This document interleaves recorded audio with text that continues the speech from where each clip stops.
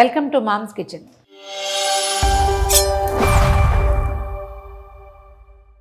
రకరకాల హల్వాలు చేసుకుంటామండి.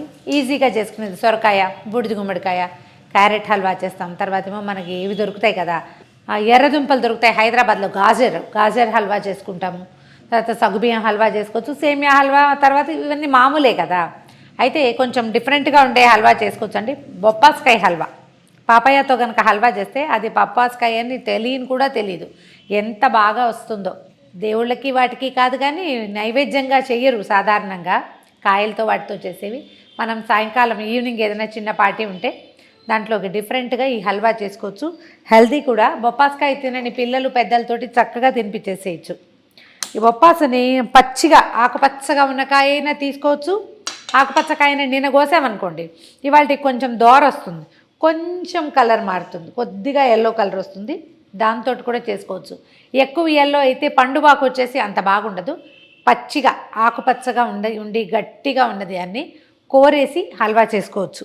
మనం కొబ్బరి కోరేదాంతో లేదా క్యారెట్ కోరేదాంతో ఇట్లా సన్నగా ఇలా వచ్చేలాగా కోరి పెట్టేసుకోండి. కోరి ఎప్పుడు ఎంత కోరు ఉంటే దాంట్లో కనీసం సగానికి పైగా పంచదార వేయాలి.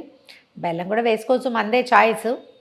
దీంట్లో బొప్పాస్కాయలో కాసిన పాలు పోస్తే ఆ బొప్పాసులో ఉండే ఒక కస వాసన ఉంటుంది కదా, అది తగ్గిపోతుంది. ఒక మూకుడు పెట్టి కొంచెం నెయ్యి వేసి అందులో కొంచెం మనం ఇందులో వేసుకోవడానికి బాదం పప్పులు, జీడిపప్పులు, కిస్మిస్లు, పిస్తా పప్పులు, చారపప్పు మీ దగ్గర ఏముంటే అవి, మన దగ్గర ఉన్న వాటిని వేయించేసి పక్కన పెట్టేసుకుందాం. ముందు ఇవేంటంటే పనిలో పని చేయటం, ఇది ఒక అలవాటుగా ఉంచుకోవాలి. పాయసం చేయాలంటే ముందు జీడిపప్పులు వేయించి పక్కన పెట్టుకోవాలి అదే గిన్నెలో. టైము, గిన్నెలు, ఫ్యూయల్ అంటే గ్యాస్ అన్నీ కలిసి వస్తాయన్నమాట.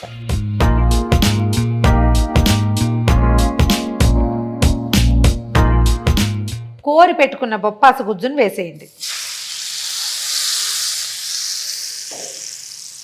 చిన్న ఎల్లో కలర్ వచ్చింది, బయట ఆకుపచ్చగానే ఉంది కానీ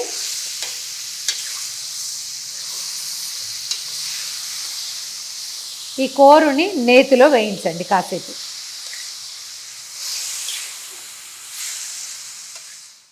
బొప్పాసు గుజ్జుని కమ్మని వాసన వచ్చేదాకా వేయించండి. ఇప్పుడు 2 మెథడ్స్ యాప్ చేయొచ్చండి. ఒకటి మనం పాలు పోసేసి ఉడికించవచ్చు, ఒకటి లేదా కోవా కొని తెచ్చి పెట్టుకుంటే కనుక కోవా వేసుకోవచ్చు. మూడోది కండెన్స్డ్ మిల్క్ కూడా వేసుకోవచ్చండి. మనం పంచదార పోసాక తక్కువ పంచదారతోటి కండెన్స్డ్ మిల్క్ వేసుకోవచ్చు. మనం ఏం చేద్దామంటే మన దగ్గర ఉన్న పచ్చిపాలని, పాలు కొంచెం కాచిన పాలే ఇవి పోసేసుకుందాం అందులో. ఈ పాలతోటి ఈ బొప్పాస గుజ్జును ఉడకనిద్దాం. దీన్ని ఒక మాదిరి సిమ్లో ఉంచి స్టవ్ మీద వదిలేయండి. అప్పుడప్పుడు అకేషనల్గా కొంచెం కదిపితే సరిపోతుంది. మనం పోసిన పాలన్నీ పీల్చేసిందండి.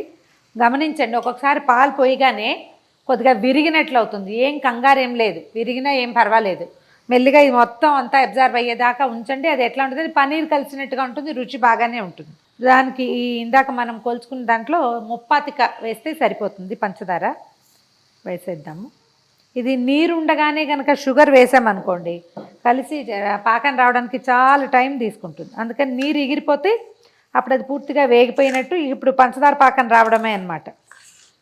మళ్ళీ ఈ పంచదార అంతా కరిగి ఈ తీపంతా గుజ్జుకు పట్టేదాకా స్టవ్ మీద ఉంచాలి. కొంచెం ఓపికతో చేస్తే ఇది అసలు ఏం హల్వానో జనం గుర్తుపట్టలేనంత రుచిగా కుదురుతుంది. పంచదార పైగానే పల్చగా అయిపోయి గిన్నె నిండా వచ్చిందా. ఇప్పుడు చూడండి మళ్ళీ దగ్గరకు వచ్చేస్తాం. ఇది అడ్డుకోకుండా వచ్చే వరకు పొయ్యి మీద ఉంచాలి. ఇంకా కొంచెం అతుక్కుంటుంది కదా. దీంట్లో నెయ్యి కూడా అంత ధారాళంగా వేయక్కర్లేదండి. ఒక మాదిరి మొదట వేగితే చాలు. కొంచెం నెయ్యి వేసుకుంటే నేతి వాసన వస్తుంది అంతే. ఇంకొక కనీసం 5-6 నిమిషాల పాటు దీన్ని స్టవ్ మీదే ఉంచాలి. ఇది కొంచెం పింక్ కలర్లో అలా కావాలంటే కోరేటప్పుడే చిన్న బీట్రూట్ ముక్క, ఒక చిన్న ముక్క కోరి దీంతో పాటు వేస్తే బీట్రూట్ వాసన ఏం రాదు, పపాయాలో కలిసిపోతుంది, కలర్ మారుతుంది అనమాట. ఫుడ్ కలర్ వేయకుండా, చాయిస్ మందే, కావాలంటే చేయొచ్చు. అయిపోయిందండి. ఇది చూడండి, మనం వేసిన నెయ్యి కనపడుతుంది, పాత్రకి అతుక్కోకుండా వస్తుంది. ఇది చల్లారాక కూడా చక్కగా సెటిల్ అయ్యి బాగుంటుంది. ఇందులో మనమేం పప్పులు గిప్పులు వేయలేదు కదా, పొళ్ళు వేయలేదు, రవ్వలు లేవు, కాబట్టి టెక్స్చర్ మారదు. ఎలా ఆపేమో ఇంచుమించుగా అలాగే ఉంటుంది. ఇప్పుడు ఏం చేద్దామంటే స్టవ్ ఆపేసి కొంచెం ఏలక పొడి వేసుకుందాం ఇందులో. ఒకవేళ వెనిలా ఎసెన్స్ ఉంటే ఫ్రూట్ ఎసెన్స్ ఏదైనా వేసుకోవచ్చు. వెనిలా వాసన చాలా బాగుంటుంది, ఫ్రూట్ ఎసెన్స్ వేసుకున్నా బాగుంటుంది. మన చాయిస్. మనకి ఇది వద్దనుకుంటే, ఏలక వాసన వద్దంటే ఫ్రూట్ ఎసెన్స్ ఒక డ్రాప్ వేసుకోవచ్చు. మన బెంగళూరు ఆ వైపు ఏదైనా ట్రిప్కి వెళ్ళినప్పుడు అంటే వెనిలా పాట్స్ దొరుకుతాయి. ఇదంతుంటే సన్నగా నల్లగా వేర్లాగా, దాన్ని తీస్తే దాని లోపల ఉండే వెనిలా, ఫ్రెష్ వెనిలా కనుక కొంచెం వేస్తే ఎంత బాగుంటుందో వాసన. 2-3 రోజులైనా మన చేతిని ఆ వెనిలా పాడు వాసన వదిలిపెట్టదనమాట. పప్పులు వేయించి పెట్టాం కదా, ఇవి వేసేద్దామండి. ఇది చూడండి, ఇది మనం బొప్పాస్కాయతో చేసామంటే ఎవరైనా నమ్ముతారా అసలు? ఇలా వేడిగాను బాగుంటుంది. చల్లారాక కొంచెం ఫ్రిడ్జ్లో పెట్టండి. ఫ్రిడ్జ్లో ఉంటే ఎక్కువ టేస్టీగా ఉంటుంది, కొత్తగా ఉంటుంది. 3-4 రోజులు అవలీలగా నిలవ ఉంటుంది, ఏం పాడవదండి. మనం హల్వా లాగానే, సొరకాయ హల్వా వాటిలాగానే ఉంటుంది.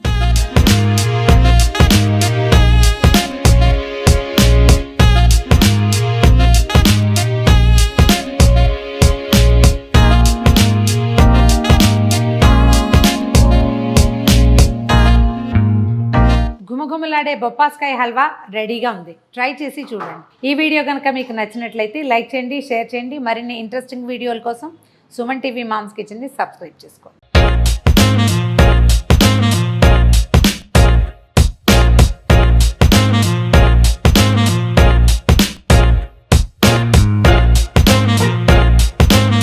Welcome to mom's kitchen.